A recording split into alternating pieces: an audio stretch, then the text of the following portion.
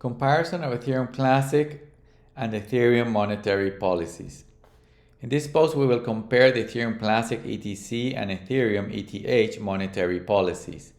When Ethereum forked away from ETC in 2016, the Ethereum Classic core developer team decided to establish a monetary policy as similar as possible as that of Bitcoin.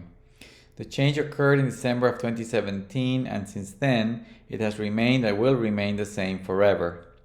Since Genesis, Ethereum has had 5 monetary policies, and they will likely keep changing them forever. In the table below, we compare both blockchains' monetary policies, and in the following sections, we will explain each feature in the table.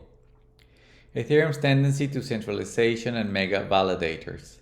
Before making the comparisons, it is important to note, as will be seen in the next sections, that Ethereum is a system that will tend to centralization. Therefore, censorship and arbitrary manipulation, not only because proof of stake does not impose any cost to changing the ledger, there is no objective focal point for exit and entry, and staking has very efficient economies of scale, but also because its monetary policy pays the staking industry, which will be dominated by very few players, enormous amounts of money per year, but at the same time burns coins from regular users who pay fees. This means that the staking industry complex will perpetually get richer, creating mega validators, while the rest of the economy will be constantly starved of money to pay for fees. While there will always be some coin to pay for fees, there is a giant constant wealth transfer from the economy to the staking cartel. Table. Monetary policy feature, Ethereum Classic and Ethereum.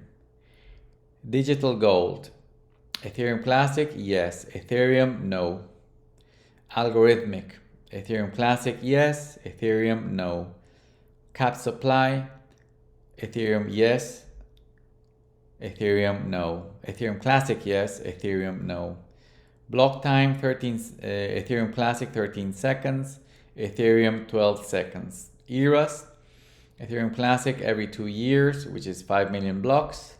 And Ethereum, it has no eras. Discount per era. Ethereum Classic, 20%. Ethereum is not applicable because it has no eras. Pre-mine. Ethereum Classic does have a pre-mine, so it's yes. And Ethereum Classic and Ethereum is also yes because they were the same blockchain in the beginning. Current block reward, Ethereum Classic pays 2.56 ETC per block, and in Ethereum it is variable. Coin burning, Ethereum Classic no, Ethereum is variable. Current inflation rate in Ethereum Classic is 4.42%, in Ethereum it's variable. Uncle blocks, in Ethereum Classic, yes, it has uncle blocks. Ethereum, it does not have uncle blocks. Digital gold. ETC is digital gold and ETH is not. ETC is digital gold because it is a proof of work blockchain, and the purpose of that consensus mechanism is to make it as costly to create ETC as it is costly to produce gold in the real world. The way it works is that miners in the blockchain create blocks of transactions, and to stamp them cryptographically, they need to do a lot of computational work, which uses a lot of electricity. Then, when the blocks are accepted by the rest of the network, the miners are credited newly issued coins by the algorithm. The above system guarantees that ETC will be sound money as gold was in the old days, hence the term digital gold. ETH is not digital gold because it is a proof of stake blockchain, and validators do not have to do any work to produce blocks or earn rewards. They just receive transactions, package them into batches they call blocks to steal some lure from proof of work blockchains, and they vote on them to affirm their validity. The above means that to produce the coin in Ethereum is practically costless, thus the currency cannot be compared to gold. The best comparison that may be made for ETH is that it is very similar to fiat money. Fiat money is produced by central banks with no cost whatsoever, Thus, ETH may be called community fiat money as it is printed by a private community rather than a government. Algorithmic. ETC's monetary policy is algorithmic because in 2017 it migrated to a schedule that is set in stone as it established the whole future distribution in the software in the form of a supply algorithm.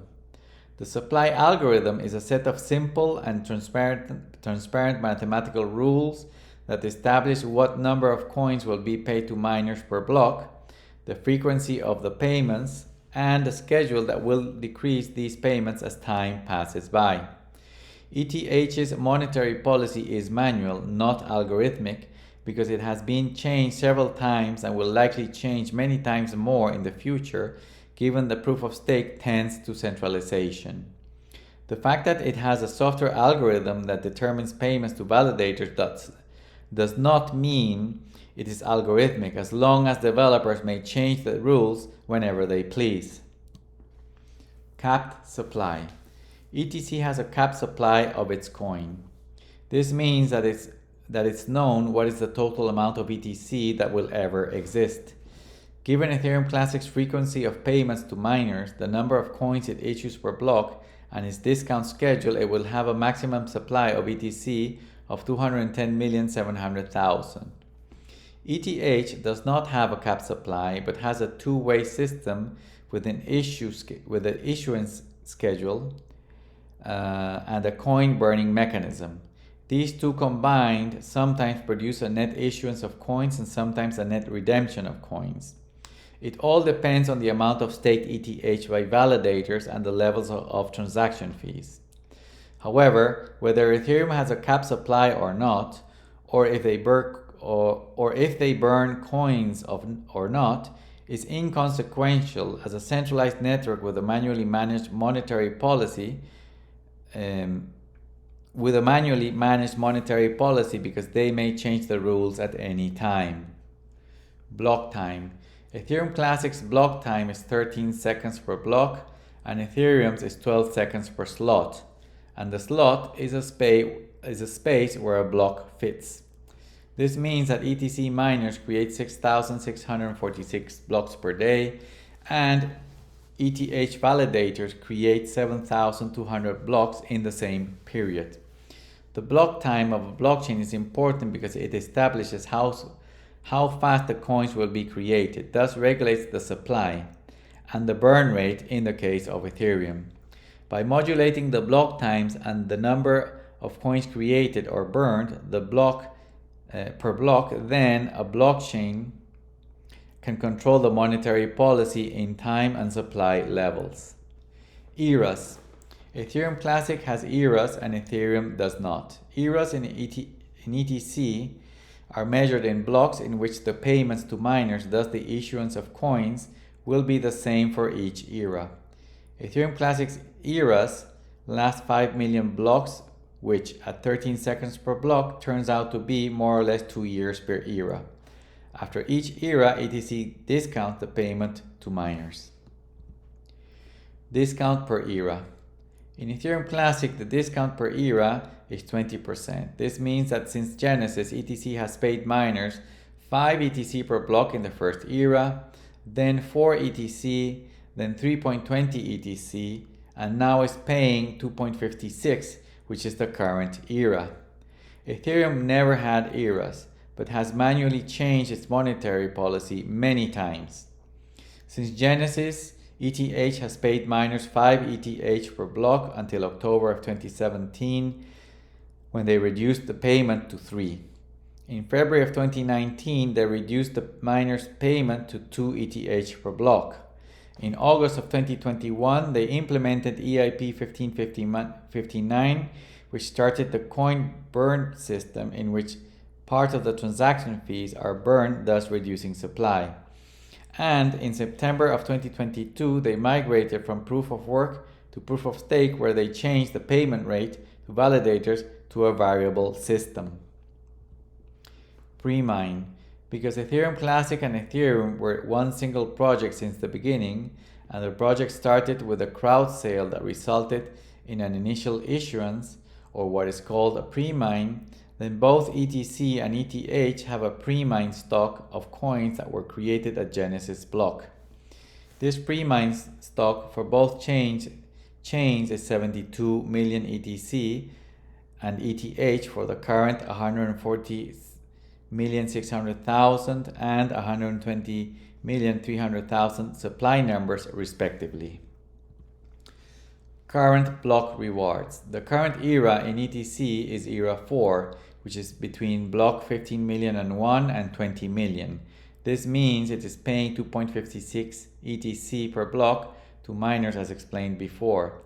The next payments will be discounted by 20% per era, lowering them to 2.048 ETC, then 1.6384, 1.311072, and so on until it diminishes completely approximately by the year 2140. Ethereum's reward per block is variable as it depends on the amount of ETH staked at any given time and the amount of fees burned.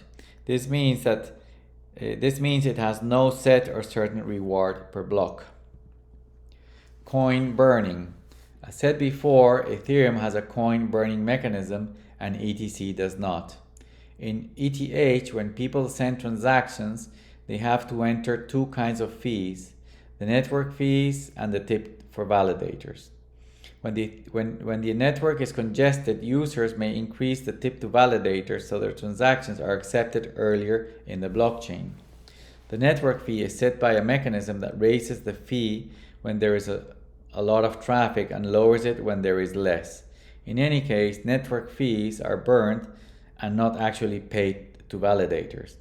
It is estimated that if the current monetary policy prevails over time, that there will be significantly less ETH supply in the next few decades. Current inflation rate.